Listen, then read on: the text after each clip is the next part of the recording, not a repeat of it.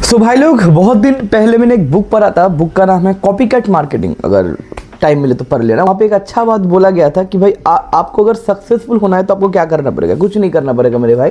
आपको एक सक्सेसफुल आदमी को पकड़ना पड़ेगा और उसको कॉपी करना पड़ेगा। मतलब आप फर्स्ट होना चाहते हो, क्या करना पड़ेगा?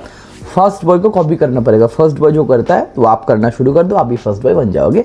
आप अगर फास्ट नहीं भी हो, आपके अंदर अगर एफिशिएंसी का थोड़ा बहुत प्रॉब्लम है, तो थर्ड फोर्थ तो मेरे भाई आप आ ही जाओगे। तो कहने के आपको कुछ दिमाग लगाने की जरूरत नहीं है सक्सेसफुल बनने के लिए। आपको दूसरे लोगों जो सक्सेसफुल है उनको कॉपी करना पड़ेगा। सिंपल चीज़ है, यहाँ पे ज़्यादा रिस्क नहीं लगता। लेकिन ये चीज़ मैनचेस्टर यूनाइटेड पिछले 12 साल से नहीं कर रहा है। हम लोग इस वीडियो में बात करेंगे। एलेक्स फर्ग्यूसन का एक फॉर्मूला था कि देखो, प्रीमियर लीग में क्या होता है ना, प्रीमियर लीग में आपको इमीडिएट इफेक्ट क्रिएट करना जरूरी है हर एक टीम के ऊपर। क्योंकि हर एक टीम के ऊपर अगर आप बिग सिक्स के क्लब हो, आप चेल्सी हो, लिवरपूल हो, आर्सेनल हो, या फिर दो मैनचेस्टर हो, तो कहने कि आपके ऊपर ज़्यादा भार रहता है या फिर आपके ऊपर ज़्यादा मीडिया अटेंशन रहता है। Specially Manchester United Premier League में आप जानते हो मैनचेस्टर का फैन बेस कितना तगड़ा है। एंड पूरे ऑल ओवर वर्ल्ड में अगर आप रियल मैड्रिड बार्सिलोना के बाद या फिर रियल मैड्रिड के बाद सेकेंड या फिर थर्ड में आप मैनचेस्टर यूनाइटेड को रख सकते हो। क्योंकि भाई मैनचेस्टर यूनाइटेड का जो प्री सीजन का टूर हुआ, पिछला मैच बॉर्नमूथ के साथ या फिर वेस्ट हैम के साथ जो हुआ था, उसमें क्लब वर्ल्ड कप के फाइनल से ज़्यादा ऑडियंस गए थे।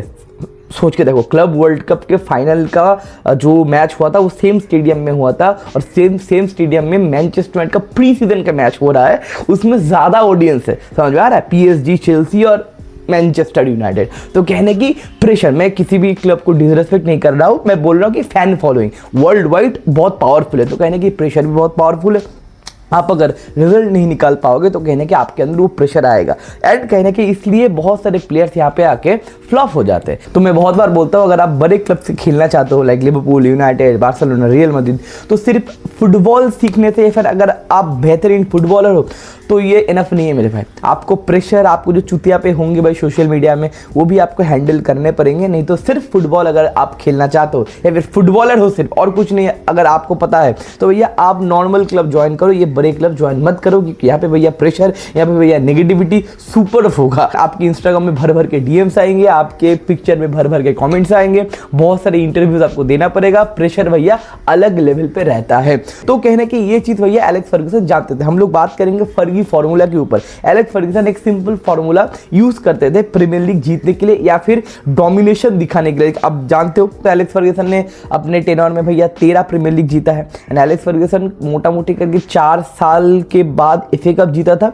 उसके बाद 2 साल के बाद प्रीमियर लीग, मतलब मोटा मोटी करके एलेक्स फर्ग्यूसन जब साइन किए थे as a manager of Manchester United, 6th year में, अगर मैं गलत हूं तो एक बार देख लेना, 6th ईयर में प्रीमियर लीग जीता था। प्रीमियर लीग का जो पहला एडिशन हुआ था वो हम लोगों ने जीता था। देखो अब चीज क्या है कि एलेक्स फर्ग्यूसन क्या करते थे। एलेक्स फर्ग्यूसन को चाहिए था मोटा मोटी करके 3-4 साल जब एलेक्स फर्ग्यूसन काम कर लिए थे मैनचेस्टर यूनाइटेड में, तो वो समझ गए थे भैया मेरे को क्या करना है, कौन सी जगह पे कौन सा प्लेयर चाहिए। राइट, उस टाइम पे टेक्नोलॉजी उतना अच्छा नहीं था, तो कम से कम 3-4 साल लग गया था ये फाइंड आउट करने में। और मैनचेस्टर यूनाइटेड उतना भी अच्छा क्लब नहीं था, क्योंकि एलेक्स फर्ग्यूसन आने के पहले 22-23 साल भैया हम लोग कुछ जीते नहीं थे, इंग्लिश टॉप 10 टाइटल जीते नहीं थे। अब क्या चीज है, जब प्रीमियर लीग इंट्रोड्यूस हुआ, उससे पहले वाला जो इंग्लिश लीग था, मतलब प्रीमियर लीग के पहले इंग्लिश लीग बोला जाता था, उसके बाद रेवोल्यूशन हो गया, प्रीमियर लीग वगैरह इंग्लिश प्रीमियर लीग हो गया। तो उससे पहले वाला जो लीग था वो लीड्स जीता था। ओके, और हम लोग फिनिश किया था आई थिंक सेकंड में। तो हम लोगों को जीतना है, तो हम लोगों ने क्या किया, लीड्स का जो एक इंपॉर्टेंट कैरेक्टर है एरिक कैंटोना, हम लोगों ने साइन कर लिया और अगले साल प्रीमियर लीग जीत गए। हम लोग हो गए बादशाह प्रीमियर लीग। एंड वहां से कहने कारनामा शुरू हुआ। अब चीज क्या है, उसके बाद अगर हम लोग टेनर की बात बोले, एलेक्स फर्ग्यूसन एरा में एलेक्स फर्ग्यूसन ने पैसा खर्चा किया। यस, पैसा खर्चा किया। बहुत सारे लोग बोलते हैं एलेक्स फर्ग्यूसन ने पैसा ही खर्चा नहीं किया। नहीं मेरे भाई, अगर पैसा ना खर्चा करके प्रीमियर लीग या फिर कोई भी लीग, इस दुनिया में कोई माई का लाल नहीं है कि इतना डोमिनेशन दिखा सकता है या फिर जीत सकता है। बड़े बड़े ट्रांसफर विंडो में ट्रांसफर ब्रेक भी करते थे एलेक्स फर्ग्यूसन, लेकिन उसके ऊपर बात क्यों नहीं होता है, क्योंकि वो सारे ट्रांसफर ना हिट होते थे। आपने 200 रुपया दिया, बिरयानी खाया, अच्छा नहीं लगा तो आप बोलोगे 200 रुपए भैया वेस्ट हो गए। आपने 500 रुपए दिए, बिरयानी खाया, बहुत बढ़िया लगा, तो आप गारंटी नहीं बोलोगे कि 500 रुपए मेरा वेस्ट हो गए। तो वेस्ट मैटर करता है आप रिटर्न में क्या लेके आते हो। तो रिटर्न में अगर कुछ नहीं मिलता आप बोलोगे 30 मिलियन भी वेस्ट हो गए, लेकिन रिटर्न में चंगा आता है तो भैया आप बोलते हो कि 100 मिलियन भी पैसा खर्चा किया तो ठीक है, कोई बात नहीं मेरे भाई, सेटिस्फाइड हो।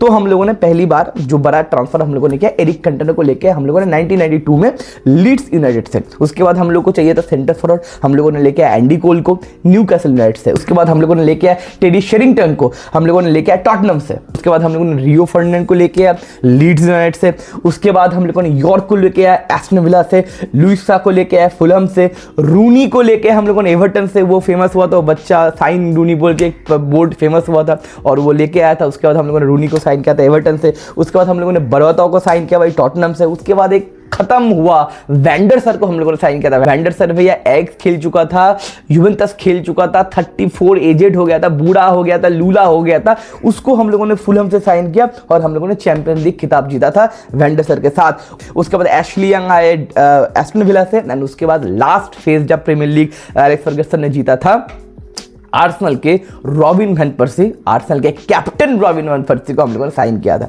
तो इसमें आपको कॉमन क्या लग रहा है?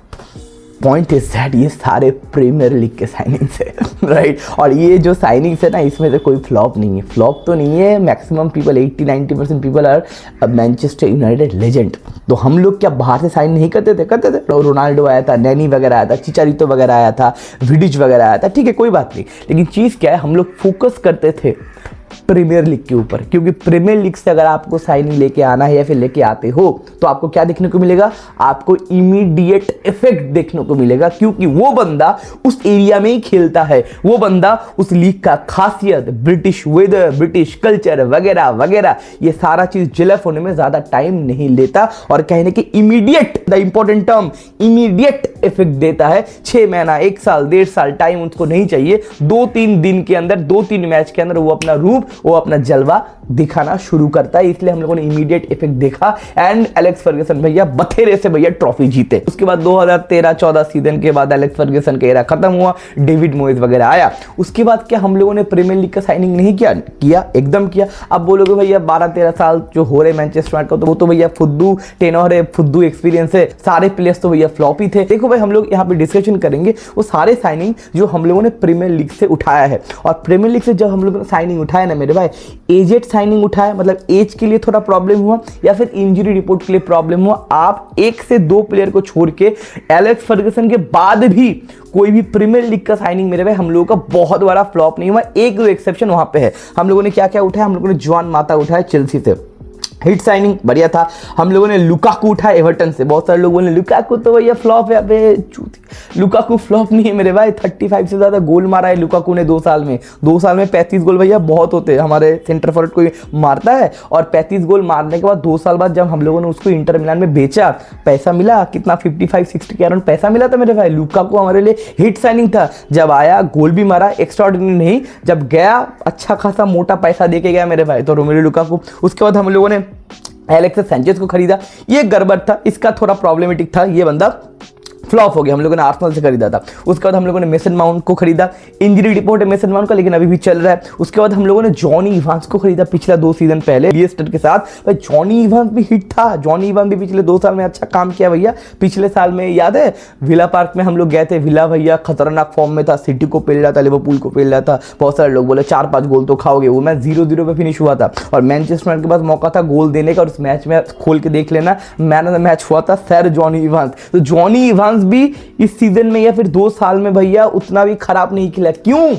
क्योंकि हुआ द प्रीमियर लीग प्लेयर। उसके बाद हैरी मैगर को हम लोगों ने साइन किया। हैरी मैगर को हम लोगों ने ज्यादा प्रेशर दे दिया, लेकिन आप लोग को पता चल गया पिछले 1-1.5 साल में ये हैरी मैगर खराब डिफेंडर नहीं है। उसके बाद ज्यादा प्रेशर था, उसके बाद ये था तुमको रियो फर्डिनांड बनना है, तो भैया 9.5 वो रेटिंग नहीं दे सकता, लेकिन वो 7.58 रेटिंग वो आराम से दे सकता है। पिछले सीजन का बेस्ट डिफेंडर मेरे भाई हैरी मैगर था, पूरा सीजन खेला। तो मोटा मोटी करके जो हम लोगों ने उठाया प्रीमियर लीग से, ज्यादा प्लेयर फ्लॉप तो हुए नहीं। एलेक्स फर्गसन एरा के बाद भी, एलेक्स फर्गसन के टाइम में तो भैया लेजेंड थे। अब प्रॉब्लम क्या है? प्रॉब्लम है हम लोगों को थोड़ा ना इंटरनेट आने के बाद ना फैंस बहुत डिल्यूशनल हो गए एंड मैनचेस्टर यूनाइटेड फैंस तो भाई ख्वाबों में, नॉस्टैल्जिया में तो है ही, उनको उनके हेड में है अभी भी हम लोग प्रीमियर लीग जीत रहे हैं, अभी भी हम लोग को यूसीएल जीतना है। देखो मेरे भाई स्टेप बाय स्टेप होता है। एलेक्स फर्गसन को भी मेरे भाई 5 से 6 साल लगा था एक टीम बिल्ड करने में। हाँ वहाँ पे रिसोर्सेज कम था, अभी रिसोर्सेज ज्यादा है तो 6 साल नहीं लगना चाहिए, लेकिन 1.5-2 साल 2.5 साल तो गारंटी लगेगा। और चीज क्या है, हम लोगों को चाहिए कि हम लोगों को चाहिए नेक्स्ट मेसी।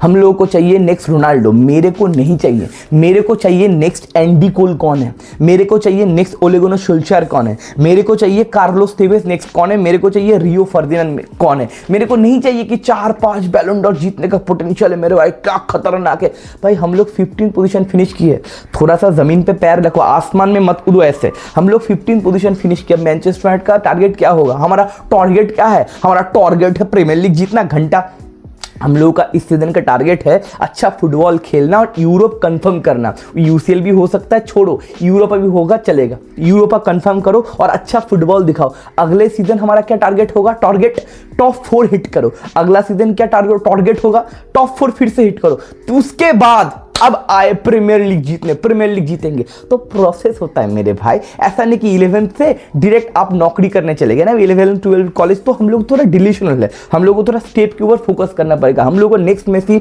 नेक्स्ट रोनाल्डो नहीं चाहिए, हम लोग को चाहिए नेक्स्ट एंडी कोल, हम लोग को चाहिए नेक्स्ट चिचारितो, हम लोग को चाहिए नेक्स्ट कार्लोस तेवेस, हम लोग को चाहिए थोड़ा यंग रूनी, ऐसे खिलाड़ी चाहिए। तो कहने के हम लोगों को ऐसा बेस बनाना है जो प्रीमियर लीग में ऑलरेडी अच्छे कर रहे हैं।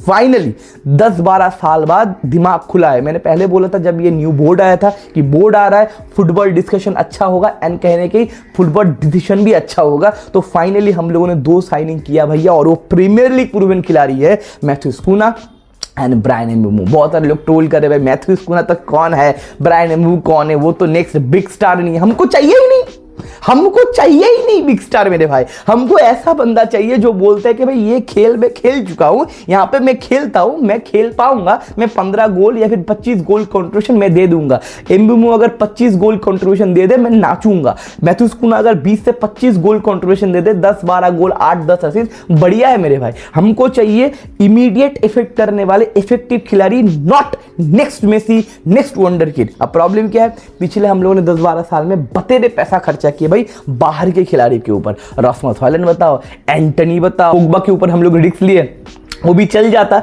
लेकिन बोट्स का हॉलर है लेकिन वो भी उतना नहीं चला। मतलब 7 आउट ऑफ 10 बोल सकते हैं, लेकिन पोग्बा का जो स्टैंडर्ड था उस स्टैंडर्ड पे बंदा हिट नहीं कर पाया।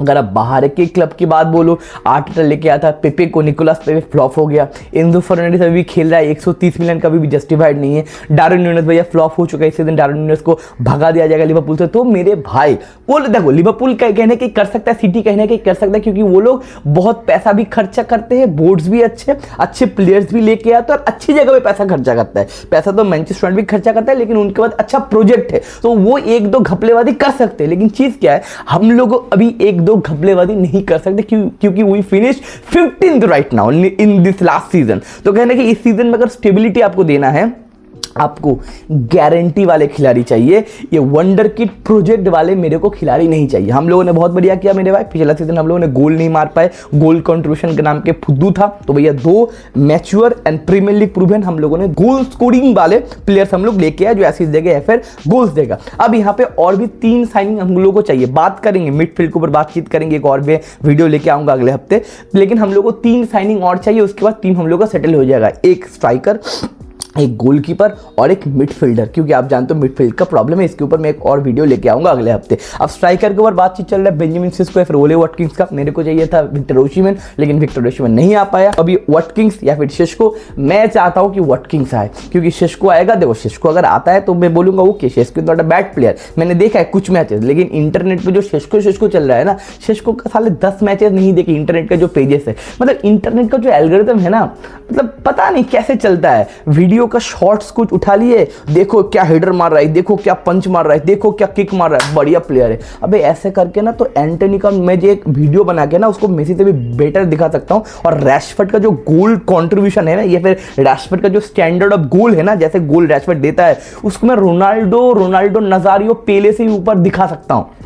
तो ये कट करके वीडियो और वायरल होके भाई बेंजामिन शेस्को का 10 मैच भी कोई देखता नहीं है, लेकिन बेंजामिन शेस्को भाई one of the greatest centre forward हो गया। लेकिन he is a good striker, बंदे के पास हाइट है, फिजिकल है, हेडर अच्छा है, एरियल पे अच्छा है जो प्रीमियर लीग में काम आएगा, लेकिन पोजीशनिंग का थोड़ा प्रॉब्लम है, डेवलप हो सकता है, लेकिन शेष्को अगर आता है तो भी मैं उसको वेलकम करूंगा, ओके फाइन। लेकिन मैं चाहता हूं कि भाई ओले वाटकिंस आए, आई वांट इमीडिएट इफेक्ट। ओले वाटकिंस भैया पिछले 4-5 साल से मार्केट में, प्रीमियर लीग के मार्केट में है, और बंदा 25 G+ है हर एक सीजन में गारंटी दे चुका है। वो मैनचेस्टर पे आके जेलअप होने में उसको प्रॉब्लम नहीं होगा, और 25 G+ अगर मैनचेस्टर में देता है तो भाई बल्ले बल्ले शाबाश शाबाश। उसके बाद मिडफील्डर चाहिए हम लोग को, 2 मिडफील्डर में, एक ब्रूनो है, ब्रूनो घटिया है उस मिडफील्ड पोजीशन में, लेकिन चलो फाइन, एक मिडफील्डर हम लोग को साइन करना पड़ेगा। मैं ये भी चाहता हूं वो भी मिडफील्डर हम लोग प्रीमियर लीग से ही उठाए, ब्रिटिश से उठाए, अगर चैंपियनशिप से उठाना चाहते तो उठाओ, अगर प्रीमियर लीग के छोटे छोटे टीम से उठाना चाहते तो उठाओ, लेकिन प्रीमियर लीग से ही उठाओ।